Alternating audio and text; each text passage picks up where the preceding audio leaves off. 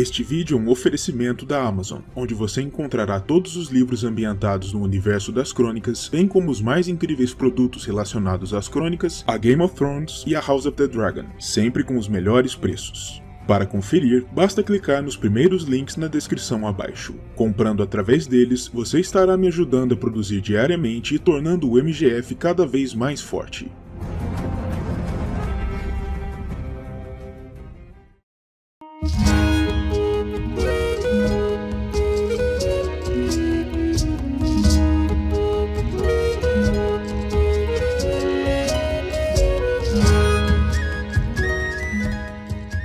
Westeros é, como já é bem sabido por todos, uma sociedade fortemente pautada pelo regime do feudalismo, no qual os grandes lordes possuem toda a terra arável e os plebeus detêm apenas sua própria força de trabalho, e onde muitas das transações comerciais são feitas através do simples escambo, ou seja, a troca de mercadorias por outra de semelhante valor, sem o envolvimento de qualquer quantia pecuniária.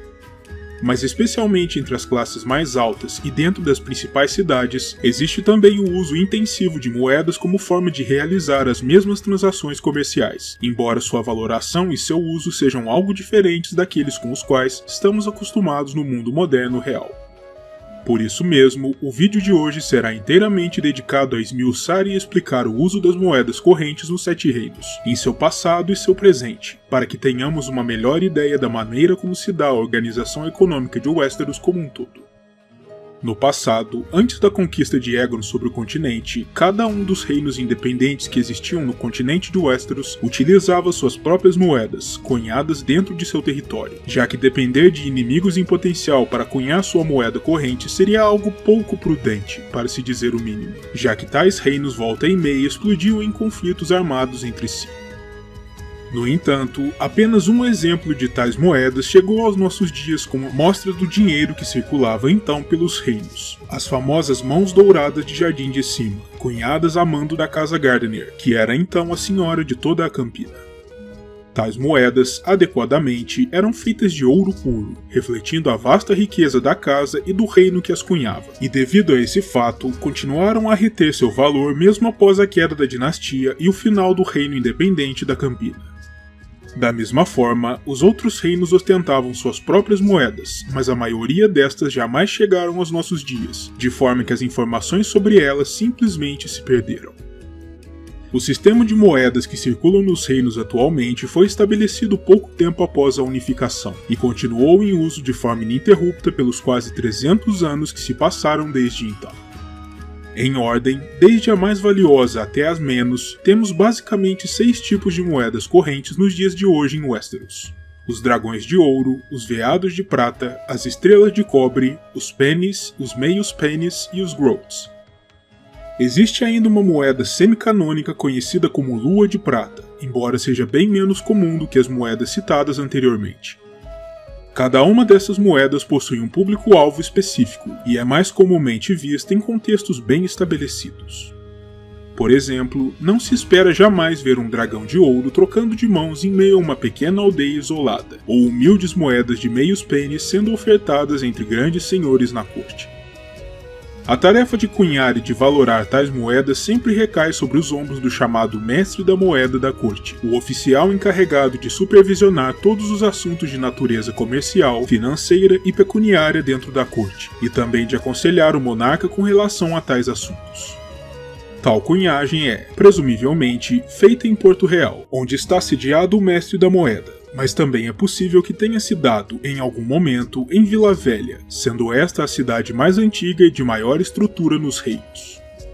A cunhagem das moedas, sendo prerrogativa exclusiva da coroa, é uma das mais poderosas demonstrações de majestade e controle existentes, e serve como uma lembrança permanente do comando exercido pelo Trono de Ferro sobre todo o continente, já que todas as moedas, tal como todas as leis e todo o poder, emanam do trono. Em conformidade com esse forte simbolismo, os dragões de ouro são sempre cunhados com a imagem do monarca que governa o reino durante o período de sua produção em uma das faces, com o dragão de 3 cabeças da casa Targaryen, a casa que fundou o reino unificado, na outra. Nesse momento, vale apontar que, apesar de a dinastia Baratheon ter recentemente suplantado os Targaryen para se tornar a Senhora dos Reinos, os Veados de Prata nada têm a ver com esse fato, e já se encontravam em circulação antes mesmo dos Dragões de Ouro, tendo circulado pelo Reino da Tempestade antes dos tempos da Conquista, tal como as Luas de Prata circularam no Reino das Montanhas e do Vale, antes de serem simplesmente assimiladas pelo sistema financeiro que surgiu com o novo reino.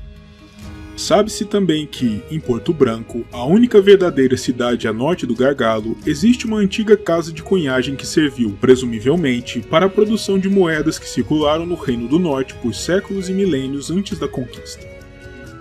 No que diz respeito aos valores específicos de cada moeda e da equivalência de valores entre elas, há bastante a se explorar, com a ressalva de que tais informações jamais foram publicadas no cânone, sendo oriundas de fontes semi-canônicas. Comecemos pelo Dragão de Ouro, a moeda de mais alto valor em circulação nos reinos. Um dragão de ouro equivale a 2 moedas de mão dourada de Jardim de Cima, ainda que estas tenham se tornado tremendamente escassas e raras após a queda dos Gardener, pois a moeda de dragão é maior e contém mais ouro, aumentando assim seu valor unitário. Descendo para o patamar das moedas de prata, cada dragão de ouro equivalerá a 30 moedas de lua de prata e a 210 veados de prata, fazendo com que cada lua de prata equivalha a 7 veados. Descendo ainda mais para o patamar das moedas de cobre, temos a estrela. Para equivaler a um veado de prata, é necessário angariar 7 estrelas, e para render o valor de um só dragão de ouro, é preciso juntar 1470 estrelas de cobre. A moeda de Groat equivale à metade do valor de uma estrela, o que significa que 14 Groats fazem um veado e 2.940 Groats equivalem a um único dragão. Finalmente, temos o Penny, a moeda de mais baixo valor existente.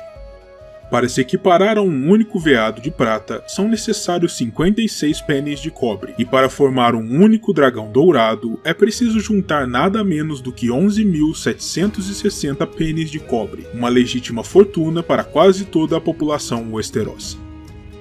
Ainda existem os meios Groats e meios pennies, que valem, obviamente, metade dos valores expostos anteriormente. Isso significa que, para equiparar o valor de um só dragão de ouro em meios pennies, é preciso reunir 23.520 deles, o que é obviamente inviável apenas por conta da quantidade de material físico necessário. Por fim, vale a pena mencionar que, embora não exista nenhuma forma de dinheiro em papel circulando nos 7 reinos, é possível emitir notas promissórias de pagamento em papel ou pergaminho, se comprometendo a ressarcir certo valor em um determinado intervalo de tempo, mas tais notas não têm valor em si mesmas, servindo apenas como uma prova de que existe um débito pendente entre duas partes.